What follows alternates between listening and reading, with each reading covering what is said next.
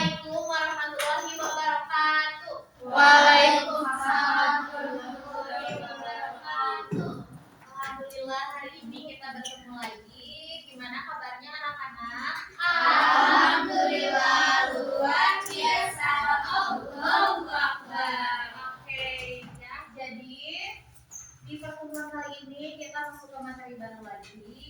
Ada di depan ya, etika observasi dalam praktik pengajaran sosial. Tapi sebelum itu, seperti biasa kita berdoa terlebih dahulu. Berdoa mulai. Amin. Berdoa selesai. Oke, kita absen dulu ya. Gadiza hadir. Davina hadir Bu. Inaya hadir. Oke, alhamdulillah hadir semua ya. Nah, di kesempatan kali ini kita masuk materi baru. Tapi sebelumnya Ibu mau tanya dulu nih, ada nggak sih yang masih ingat materi sebelumnya apa? Ibu, Boleh Davina. jadi minggu kemarin kita belajar jenis-jenis observasi. Betul, tangan dari Oke, kemarin kan kita belajar jenis-jenis observasi. Nah, sekarang kita lanjut ke etika observasi dalam praktik pekerjaan sosial. Nah, teman-teman sebelumnya anak-anak tahu nggak nih etika itu apa sih? Saya. Boleh sini. Etika itu adalah perilaku yang sopan, baik. Betul. Yeay. Kita gitu ya, etika gitu ya, itu sama gitu ya, perilaku, sikap, tata krama, moral, seperti itu ya. Nah, setelah pembelajaran nanti berlangsung, diharapkan anak-anak bisa memahami pengertian etika observasi, mengidentifikasi prinsip etika observasi, menganalisis penerapan etika dalam situasi sederhana, dan menunjukkan sikap bertanggung jawab dan objektif. Siap? Siap. Oke. Masuk. Nah, coba kalian lihat, memotret orang diam-diam. Kira-kira kalau kalian ada di posisi yang dipotret diam-diam, gimana deh perasaannya? Nggak suka. Privacy. Iya. Iya, betul ya. Jadi, ketika kita misalnya kita dipotret orang diam-diam, nah orang yang memotret tersebut tuh sudah melanggar privasi atau belum? Sudah. Itu sudah termasuk pelanggaran privasi. Nah, maka dari itu dalam observasi itu ada yang namanya etika. Nah, ya. Jadi, ketika kita observasi, tentunya kita akan melibatkan orang lain, itu tidak? Betul. Ya, maka dari itu kita perlu yang namanya etika. Etika. Betul ya. Kita perlu yang namanya etika dalam observasi. Tapi tidak hanya dalam observasi sih, dalam kehidupan sehari-hari kita butuh etika nggak sih? Perlu. Ya. Oke, kita lanjut. Nah, ini pengertian etika. Boleh dibaca gak, Diza? Pengertian etika observasi. Etika observasi merupakan seperangkat prinsip atau norma yang mengatur perilaku observer dalam melakukan kegiatan observasi agar tetap menghormati hak, privasi, serta menjaga keamanan dan kenyamanan klien. Tuh, ya, terima kasih Diza. Nah, kita lanjut ya. Kita langsung masuk ke etika dalam observasi. Ada berapa? 3. Enggak, ada 5. Belum. Kita baca bareng-bareng. Yang pertama apa, anak-anak? Menjaga kerahasiaan. Kedua, Memastikan keamanan. lalu mendapatkan subjek. Dari klien. Subjek. Ya, oke. Nah, ini ada lagi. Yang keempat apa? Menjamin kenyamanan dan keamanan.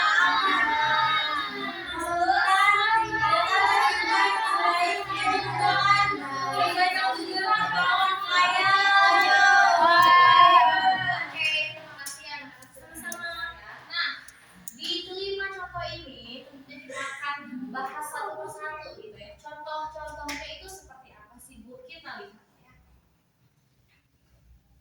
Yang pertama, menjaga kerahasiaan. Siapa di sini yang suka menyebar-nyebar rahasia? Cakep.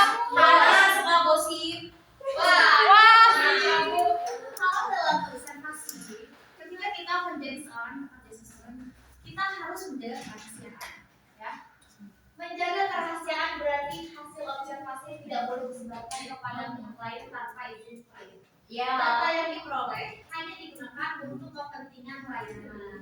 Nah, contoh menjaga kerahasiaan adalah ketika kita observasi, terus kita dokumentasi misalnya, tapi kita menyebarkan ke sosial media gitu dan tanpa izin si klien, apakah itu boleh? Tidak boleh. Boleh ya, karena itu melanggar etika dari observasi itu sendiri ya. Itu yang pertama ya, menjaga kerahasiaan. Jadi ketika nanti kalian menjadi seorang pekerja sosial, harus apa yang pertama? Menjaga kerahasiaan. Ya, kita harus amanah gitu. Yang kedua, memastikan keamanan. Observer atau kita nanti pada saat menjadi pekerja sosial harus memastikan bahwa selama proses observasi klien merasa aman dan tidak mengalami tekanan. Observasi tidak boleh dilakukan dengan paksaan. Kira-kira kita boleh gak sih memaksa orang yang akan diobservasi? Tidak. Nggak boleh. Tidak boleh. Nggak boleh nih, Miss, ya. Jadi ketika kita mau misalnya mau wawancara klien, mau observasi, kita harus dalam keadaan tenang, aman, tidak boleh memaksa, ya. Harus ada persetujuan dari klien. Yang ketiga, nomor 2 ini contohnya. Contoh nomor 2 adalah mengamati tanpa membuat klien merasa takut atau terancam, ya. Jadi kita harus memastikan keamanan si klien. Jangan sampai klien merasa takut gitu sama kita sebagai observer. Jadi ketika kita nanti mengobservasi si klien, kita harus dalam keadaan tenang gitu. Tidak galak gitu ya. Tidak jutek atau mungkin mengintimidasi gitu. Itu hindari sikap-sikap seperti itu. Oke, Ibu. Baik, Ibu. Lalu yang ketiga, meminta persetujuan. Ini penting gak sih?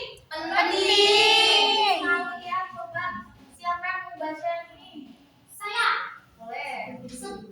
Nomor 3, meminta persetujuan. Jadi sebelum melakukan observasi, observer wajib meminta persetujuan dari klien sebagai bentuk penghormatan terhadap hak individu. Setuju nggak? Setuju banget. Bayangkan ketika kita posisinya sebagai klien gitu, sebagai narasumber, tapi tiba-tiba didatangi oleh anak-anak yang mau mengobservasi kita, tiba-tiba Kak mau observasi ya, ini pertanyaan-pertanyaannya silakan jawab. Kira-kira enak nggak? Enggak. Ya. Kita harus ada janji dulu, kita harus ada persetujuan dulu. Paham? Lanjut. Yang keempat, menjaga kenyamanan.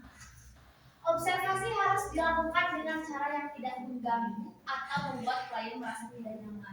Kenyamanan klien harus menjadi perhatian utama. Nah, kita harus menjaga kenyamanan juga selain keamanan. Kira-kira, misalnya kita sebagai narasumber, lalu ada observer data, tapi kita sedang makan, tapi dia ujung-ujung langsung melontarkan pertanyaan-pertanyaan, kira-kira enak nggak? Enggak. Hindari ya. Nah, yang keempat ini contohnya juga adalah ketika kita mengobservasi itu tidak usah berlebihan gitu ya. Maksudnya secukupnya saja pertanyaan-pertanyaan sesuai instrumen itu. Jangan sampai membuat klien terasa risih seperti itu. Oke, paham ya? Paham. Siap jadi Maxos? Siap. Oke, lanjut. Gimana ya? Yang kelima ada pengelola data. Data hasil observasi itu harus disimpan dengan baik dan hanya digunakan untuk tujuan yang sesuai. Data tidak boleh disalahgunakan. Kira-kira setuju nggak? Ini Setuju. Setuju. Setuju. Oke. Kenapa kita harus bisa mengelola data? Karena Maksud mengelola data itu tidak hanya ketika kita observasi saja, tapi ketika setelahnya gitu. Misalnya ada dokumen berbentuk fisik gitu ya, seperti kertas atau apapun itu. Nah, itu kita harus simpan di tempat yang aman. harus simpan di tempat yang ya aman ya. Iya, tidak bisa diakses semua orang gitu. Karena kan itu juga merupakan rahasia gitu anak-anak. Paham nggak? Paham. Betul ya, jadi tidak boleh kita sembarangan menyimpan dokumen. Lalu misalnya dokumennya berbentuk soft file gitu ya, itu kita simpan dengan baik gitu. Misalnya kita taruh di satu folder atau di mana gitu yang aman gitu. Paham? Paham. Nomor 6, bersikap objektif. Nah, observer juga harus bersikap objektif dengan tidak dipengaruhi oleh prasangka atau penilaian pribadi. Observasi harus berdasarkan fakta yang terlihat. Nah, kalau ini tuh contohnya kita tidak boleh langsung menyimpulkan. Ketika kita sudah dapat jawaban-jawaban dari klien, data-data dari klien, kita tentunya harus ada step by stepnya gitu ya untuk mendapatkan kesimpulan. Tidak boleh asal menyimpulkan gitu anak-anak. Paham ya? Paham. Oke. Nah, jadi selain keenam etika tadi, dalam observasi juga tentunya ada hal penting ya. Nanti ketika kita observasi tentunya yang pertama kita memiliki tujuan, lalu fokus dan teliti, lalu memahami klien, yang keempat menghormati nilai dan budaya. Oh ya, jadi selain kita menerapkan etika dalam observasi, kita juga harus memperhatikan keempat hal ini. Nah, ini ada warning. Jadi, ketika kita menjadi seorang pekerja sosial, ketika kita menjadi seorang observer, sebenarnya memang observasi itu berpotensi bias. Observasi berpotensi bias. Hasil observasi dapat dipengaruhi oleh persepsi dan pengalaman pribadi observer, sehingga berpotensi menimbulkan bias dalam pengambilan kesimpulan. Nah, jadi ketika kita observasi, kita tuh harus hati-hati. Karena ini tuh bisa dipengaruhi oleh cara pandang kita sendiri gitu. Misalnya kita sudah punya prasangka gitu ya terhadap seseorang. Nah, dari situ tuh kita udah terkecoh gitu. Kita bisa terkecoh, jadinya nantinya kita tidak objektif gitu. Nah, itu yang disebut bias gitu ya. Penilaian yang tidak sepenuhnya berdasarkan fakta. Jadi ketika nanti kita menjadi seorang observer, hati-hati gitu. Kita harus tetap objektif. Misalnya nanti si klien kita, narasumber kita itu adalah teman kita sendiri gitu.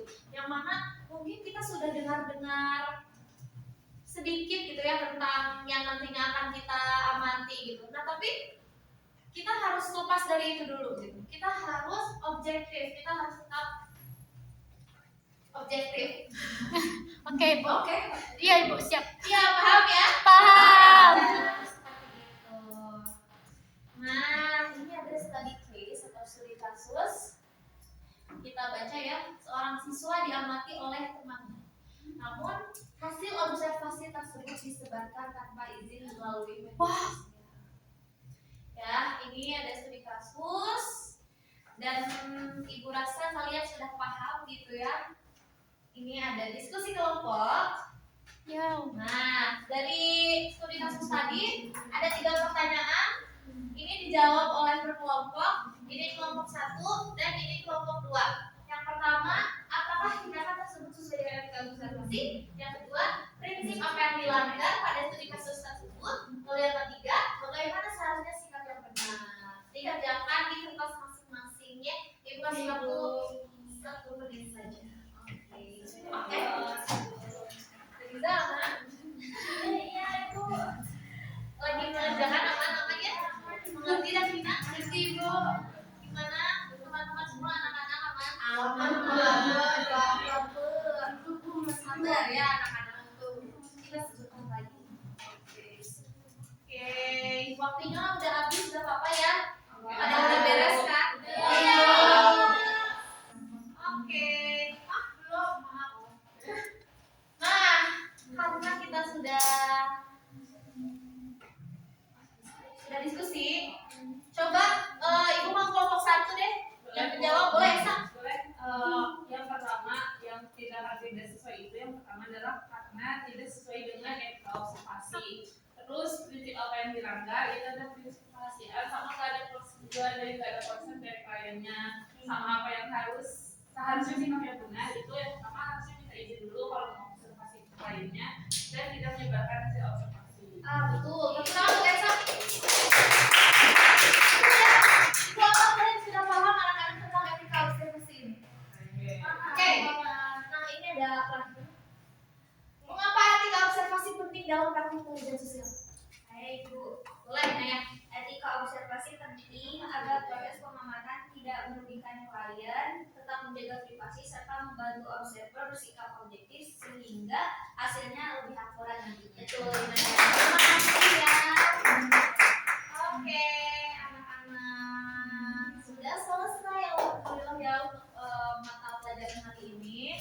Ibu baca kesimpulan ya. Jadi, etika observasi merupakan pedoman penting dalam praktik pekerjaan sosial untuk menjaga hak, keamanan, dan kenyamanan klien. Oleh karena itu, observasi harus dilakukan secara bertanggung jawab, objektif, dan menghormati individu yang diamati. Nah, ya, karena kita sudah selesai, Ibu akan beri tugas untuk pertemuan berikutnya. Boleh ya, ini dibaca saja, difoto saja. Mungkin itu saja ya yang dapat Ibu sampaikan. Semoga anak-anak di sini tetap semangat belajarnya, karena ini merupakan langkah dari teman-teman untuk menggapai cita-cita. Wow. Sebelum ditutup, kita berdoa. Berdoa mulai. Amin. Sudah selesai. Terima kasih. Sama-sama. Terima kasih.